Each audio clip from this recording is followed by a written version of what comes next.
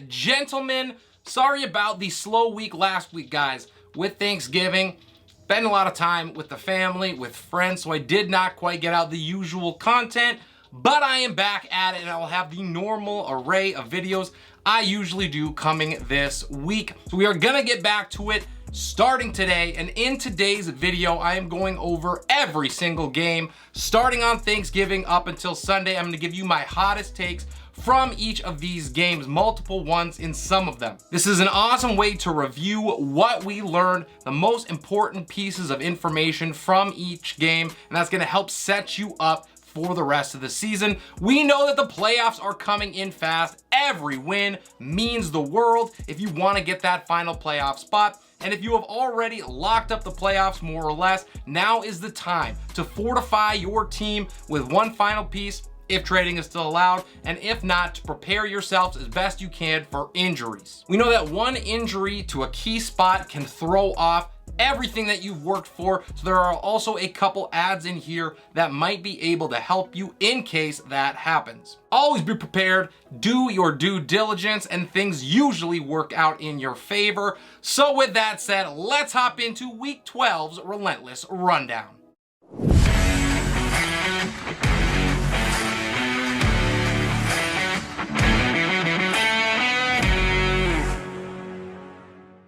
We'll start with the games from Thanksgiving. The first one ended up being a great matchup. It was the Bills surviving the Lions 28-25. And this is not something that is new, but I just want to reiterate it for those maybe holding on hope, or if you haven't listened to me yet. DeAndre Swift is a risky flex option and nothing more. Once again, he went under the 10 total touch mark. He has not gone over that since way back in week 1. He is on a continuous pitch count with the Lions. I am out on him unless I am desperate. Which brings us to point number 2. Jamal Williams is a set it and forget it high-end running back 2 for the rest of the season. He continues to get great usage. He's the goal line back, and Detroit is also putting up plenty of points. Love Jamal Williams the rest of the season. Speaking of people that I love rest of season, Amon-Ra St. Brown continues to dazzle. I had him on a buy sell a couple of weeks ago, telling you guys this was coming, so I hope you bought him when you could. He is going to crush it from here on out. Let's get to the Cowboys game. They overcome the Giants 28-20, and this one, the hot take is about Daniel Jones. I loved him for the last couple of weeks. He had a great schedule. I think his time now as a quarterback 2 is toast.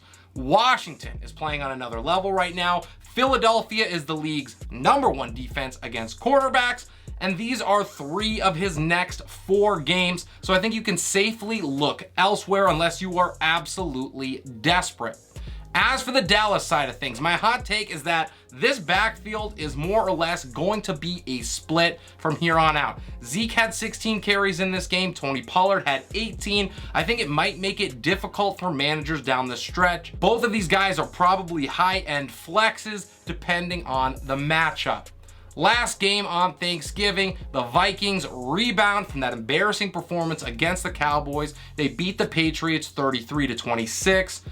Do not get any ideas from Mac Jones after this performance, okay? Minnesota has a habit, a very bad one, of making subpar quarterbacks look all world. That is what happened in this game. Do not get any silly ideas about adding Mac Jones. He is not going to turn it around and is not worth a roster spot.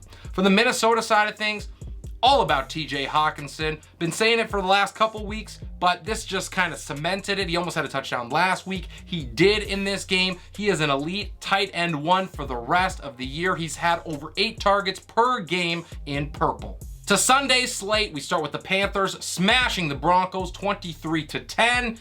And what we learned is something we probably already knew. Most of us probably already accepted even, but Russell Wilson is absolutely cooked. I still think Latavius Murray and Cortland Sutton is going to hold some flex value for the rest of the season, but you are done starting Russell Wilson. If you were still holding on hope, it is not coming. Make a move for a quarterback now. The Browns smacked the Bucs 23-17 in overtime, and what we learned is that like I said last week, would not take very long.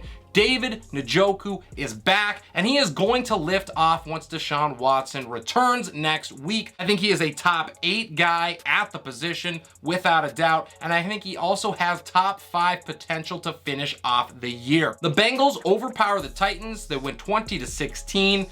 Ryan Tannehill, pretty solid in this one. He threw for almost 300 yards. And I think he is a sneaky quarterback to add to end the year. He has showed a decent floor, and he's also flashed some upside when the right matchups have happened. He's got Jacksonville, the Chargers, and Houston from weeks 14-16. So if you are in need of a backup or a desperation QB2 option, you could do a lot worse than Tannehill.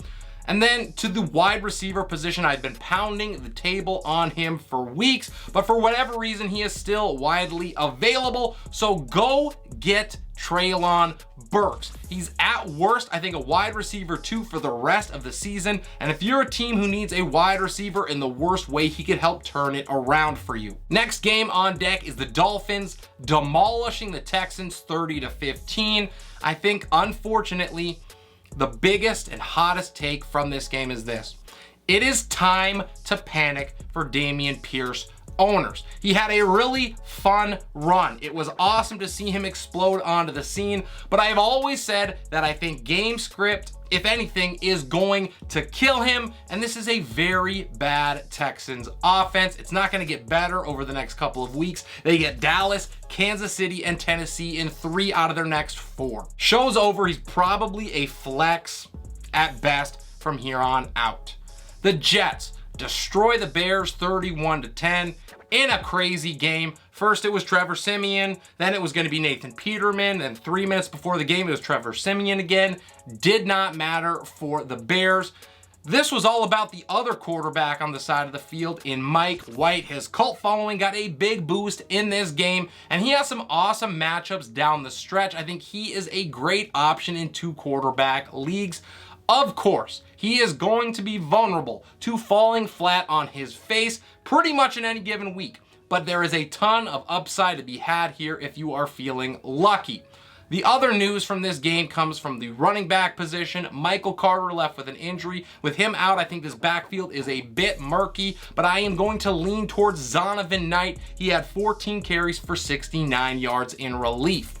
The other thing I want to point out from this game, Elijah Moore truthers got a little piece here. He had 64 yards and a touchdown. However, he had just 2 targets in this game. I think the Jets wideout that you want to add if you're going that route is Corey Davis. And the reason for that is this. The snap share and the route participation from this game were nearly 2-1 in favor of Davis. He is the Jet wideout I am targeting.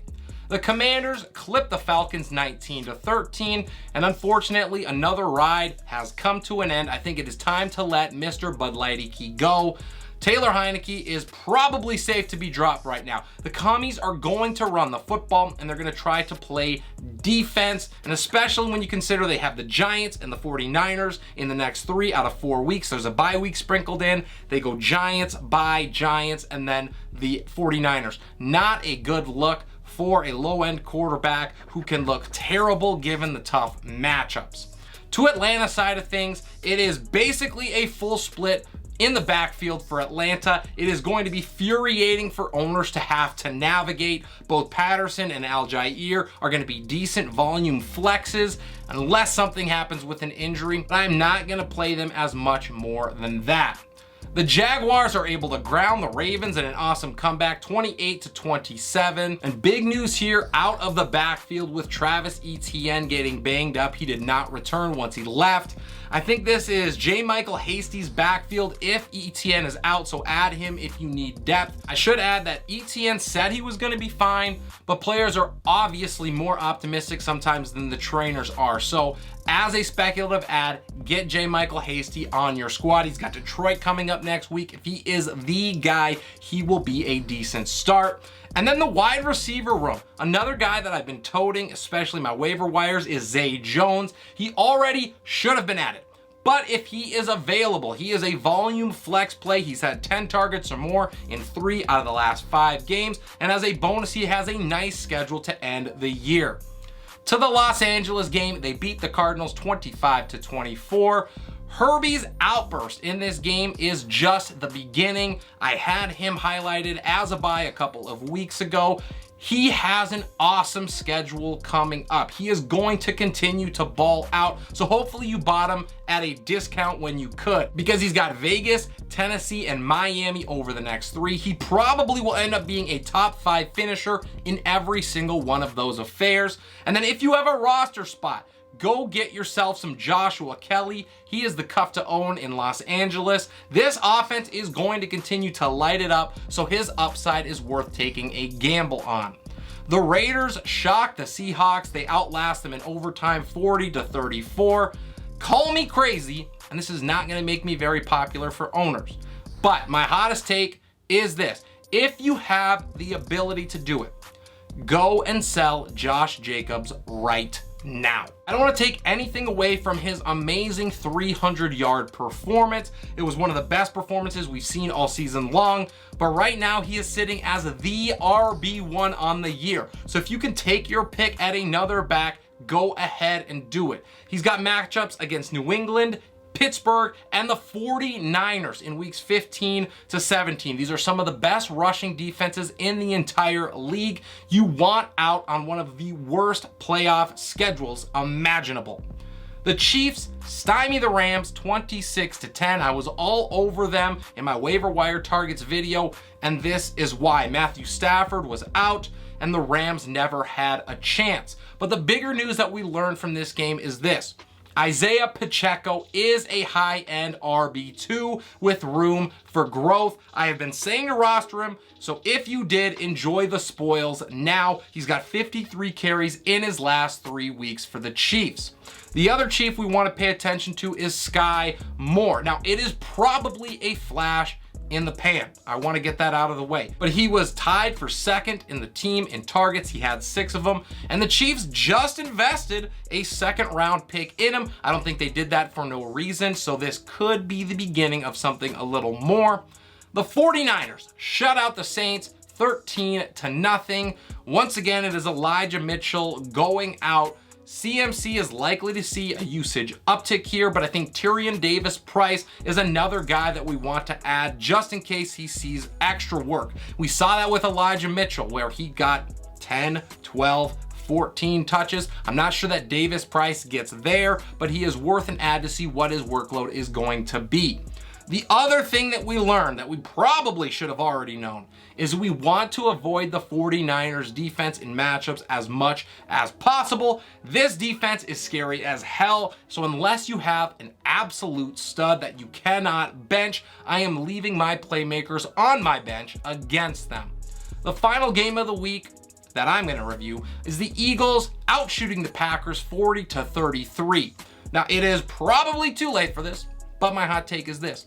I am out on Green Bay. That's offense, that's defense, the full 9. Get out of here. There is a very real chance that Jordan Love is going to be the starter for at least 3 or 4 games to end the year. He could be the starter from here on out for all we know with Aaron Rodgers' injuries. Yes, plural. The Packers are going to want to get a look at what they're getting off of their investment in Love after 3-4 years now. And so that might be that they shut Rodgers down for the year, see what they have in the young quarterback, and then go from there. This means that while I think that Aaron Jones is still going to be fine, his ceiling has shrunk. As far as the wide receiver core, they're probably going to have a couple big games here and there. Not exactly sure who that is going to be, and the outlook has never been worse for them, which is kind of saying a lot because it has not looked good in Green Bay for much of the year. For Philadelphia's end of it, same thing. Been saying this for weeks, but if you have not done it yet and he is available, go get yourself Kenneth Gainwell. In this offense, he is one of the more valuable cuffs in the entire league that you can roster. He is worth making a roster spot for in hopes that you win the lottery. And that is everything for today's video. Hope you enjoyed the review and the hot takes. Let me know what you thought about the games this weekend. There were a lot of great ones to watch. If you enjoyed the content today, please smash that like button for me. That helps me out a ton.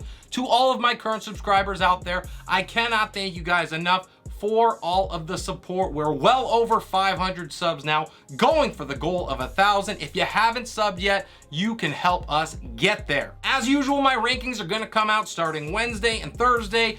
Keep an eye out on Friday, might have a new type of segment for you guys. And then Saturday, I will get back to getting those shorts done and updating all of my rankings. This is Relentless Press. I am your host, Abraham Opat, and I will see you next time.